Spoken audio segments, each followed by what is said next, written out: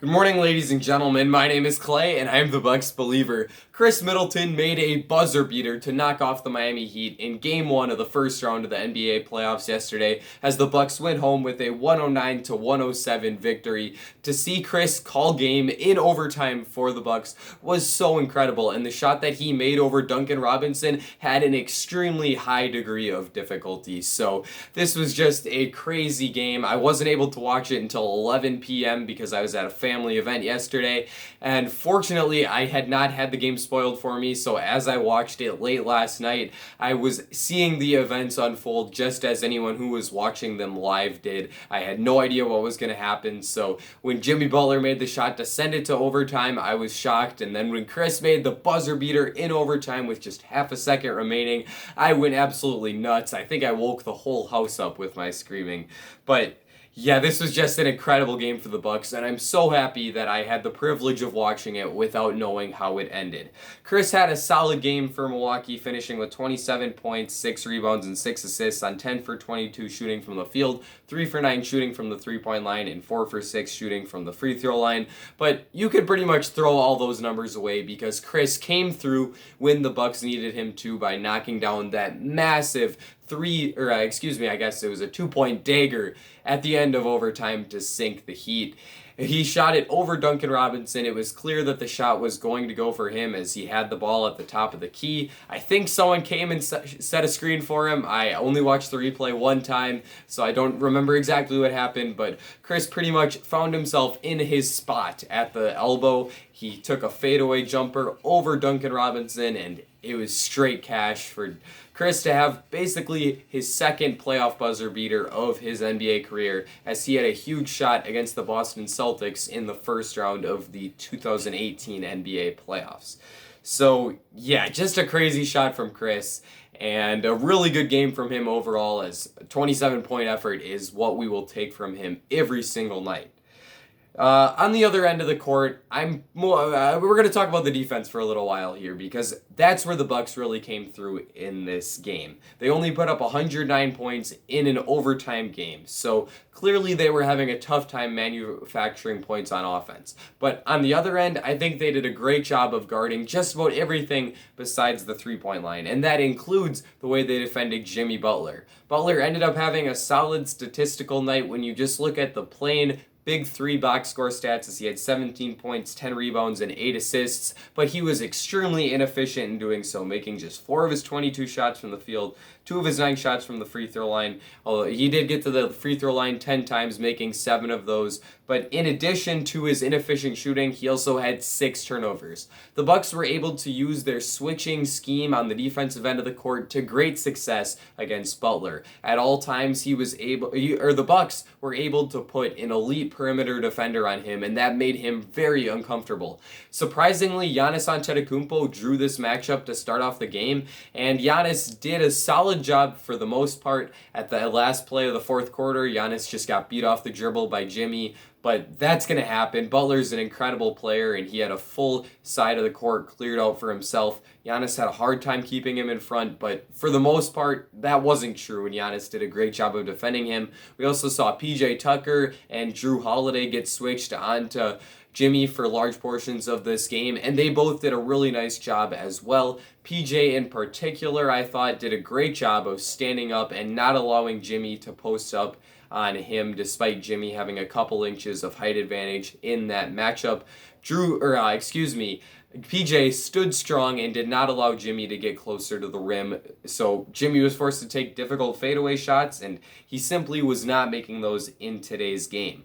Overall, I think we will see Butler shoot much more efficient from the field as the series goes on, but I also think that we'll see the Heat's three-point shooting decline a little bit, especially if the Bucks can do a better job of defending the three-point line.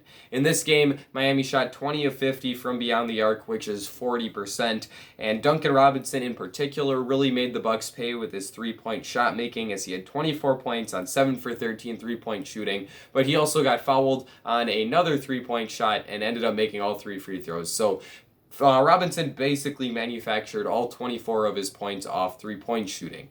Pretty much all of those came off of either dribble handoff actions with Bam Adebayo or just off the ball screening plays where Robinson was able to shake free of his matchup, usually Khris Middleton, although there were other guys that had that matchup for periods of time in today's game. But for the most part, it was Khris, and Robinson was really just able to create space whenever he could and knock down three-point shots. And a big reason for that was that on those off-the-ball screening actions, Bam Adebayo was the one setting the screen most frequently. The Bucks did a whole lot of switching in this game, as I talked about when I described the way they defended Jimmy Butler. They switched pretty much every single screening action, whether that was on the ball or off the ball, with one player excepted. And that player was Brook Lopez. At all times, they were keeping Brook Lopez on the Heat center, whether that was Dwayne Dedmon or Bam Adebayo. So whenever one of those two guys was setting a screen for Robinson, Lopez was staying put in the paint, and that allowed Duncan to free himself up and get a lot of space as he came around those screens. So I do think the Bucks are going to have to adjust. Lopez is going to have to at least stunt towards the three-point line to put off the impression that he's going to contest a shot from Robinson. After that, he can hopefully slip back and defend the big guy, but otherwise they might end up having to switch Brook onto Duncan Robinson. And while that clearly isn't an optimal situation, I do think that Brook has enough perimeter quickness to at least stay close to Robinson, and if the Heat continue to run off the ball screening plays for Duncan after that switch is made, there will be plenty of opportunities for the Bucks to simply switch back. So I think that that's a potential adjustment that we could see Coach Mike Budenholzer make in order to prevent Duncan from getting it going from beyond the three-point line in the same fashion that he did tonight.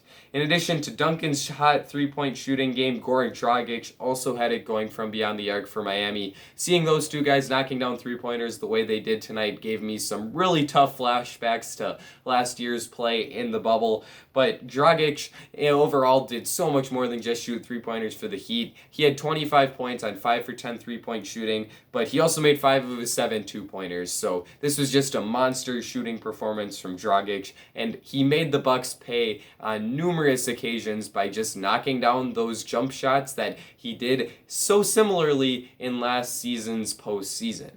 In this case, instead of it being off the dribble jumpers, a lot of them were off catch and shoot looks. There was still a fair amount of dribble jumpers in the pick and roll where we saw Brook Lopez playing in the drop coverage. Brook even did that in the fourth quarter in overtime, which is a bit shocking to see.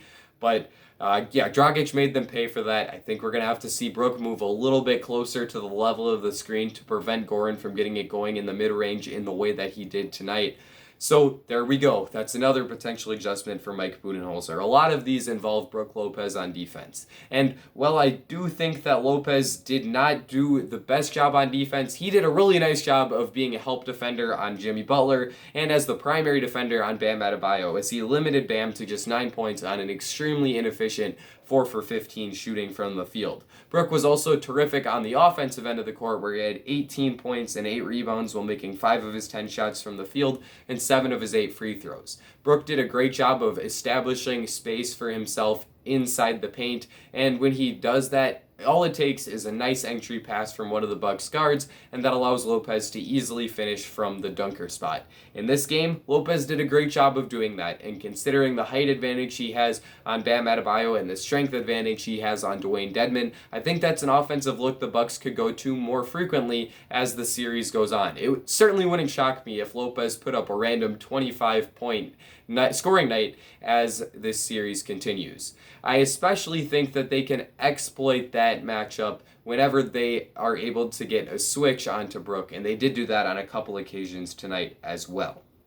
The Bucks' three-point shooting was what really held them back on the offensive end of the court, as they got solid performances from Jrue Holiday, Khris Middleton, Brook Lopez, and Giannis. Giannis was extremely inefficient, shooting just 10 for 27 from the field and 0 for 3 from the three-point line, while also really struggling from the free throw line. Giannis was just 6 for 13 from the line, and he also had a 10-second violation, which I'm going to go on a little side rant here, but how do you call that in the first playoff game that the Bucks play? That hasn't been called the entire season. Giannis has gotten himself a rhythm with this same free throw routine, and then the first time in the playoffs, you're going to call that on him, and potentially make him change his entire routine when he's been shooting at league average rate over the past pretty much ever since February 1st, I believe. That's ridiculous for me, and I'm so angry that the refs made that call, especially since Giannis made the free throws, so this game probably shouldn't even have gone into overtime. But Giannis overall was inefficient, but that's kind of what I expected. The Heat are going to make players, aside from Antetokounmpo, beat them on the offensive end of the court for the Bucks. And Giannis was still able to contribute a lot defensively, as he did a good job defending Butler, and he also grabbed 18 rebounds and had 3 steals. I don't blame the Bucks struggling on offense on Giannis. It's more so that the Bucks shooters need to hit more shots than just 5 for 31 3-point shooting in a single game. That's 16.1%, and that is awful. The Bucks scored 45 less points on 3-pointers in this game than the Heat did. And the fact that they were still able to win despite that fact is really shocking, and actually probably bodes really well for the Bucks as the series continues. But I'll get more into that a little bit later. Jrue Holiday had a double-double for the Bucks as he had 20 points and 11 rebounds while making 9 of his 18 shots, although that 50% shooting percentage also includes his over 5 shooting from beyond the three-point line. So if you take that out, he was very efficient from inside the arc, making 9 of his 13 shots. Jrue was very effective whenever he was trying to get to the rim, both in transition, where he made a few huge plays, including one, I forget whether it was at the end of the fourth quarter or at the end of overtime, but there was one play where Jrue ripped down a rebound and pushed it down the court and finished a layup. I think it was in overtime, but don't quote me on that. And in addition to that, in the half court, he was able to take advantage of his matchup against the smaller Heat guards like Tyler Hero or Goran Dragic or Duncan Robinson or Kendrick Nunn and really push them around a little bit inside for him to get to either his floater or all the way to the rim for a layup. In addition to that, Jrue was able to flesh out some space for himself in the dunker spot on one occasion, and on that play, he caught a pass from Pat Connaughton and easily laid the ball in. So nice scoring game from Jrue, a nice defensive game from Jrue, and a nice rebounding game from Jrue.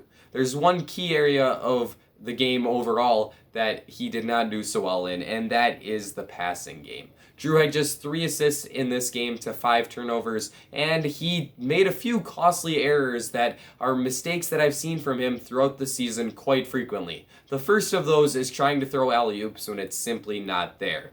Jrue and Khris Middleton have both had a lot of success throwing alley-oops to the Bucks' big men, whether that's Brook Lopez or Giannis Antetokounmpo. In this game and in multiple other circumstances over the past couple weeks, we've seen Jrue try to force it up there when the pass isn't there, and it ends up turning into a turnover. And a lot of the time, those are live ball turnovers where the opposing team has a chance to get out on the fast break. I think Jrue has to be a lot more conservative and sure of himself when he makes those lob passes, because he cannot force those into tight squeezes because it just allows the other team to get out in transition.